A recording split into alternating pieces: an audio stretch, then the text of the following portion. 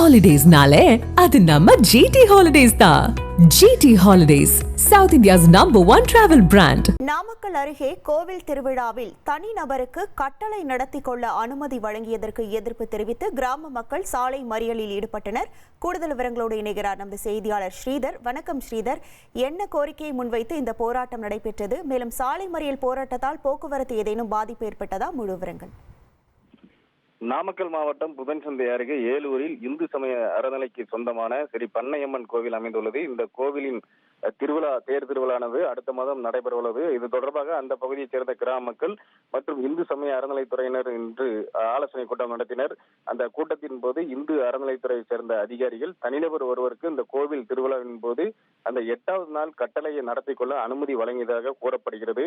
இதற்கு அந்த கிராமத்தைச் சேர்ந்தவர்கள் எதிர்ப்பு தெரிவித்தனர். தனிநபருக்கு வழங்கப்பட்ட கட்டளையை ரத்து செய்ய வேண்டும் உள்ளிட்ட கோரிக்கைகளை வலியுறுத்தினர்.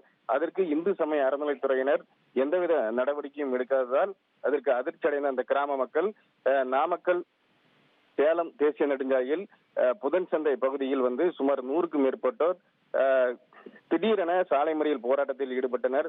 அந்த போராட்டத்தில் சுமார் 30 நிமிடத்திற்கு மேலாக இந்த கிராம மக்கள் சாலை மறியல் போராட்டத்தில் கடும் போக்குவரத்து பாதிப்பு ஏற்பட்டது.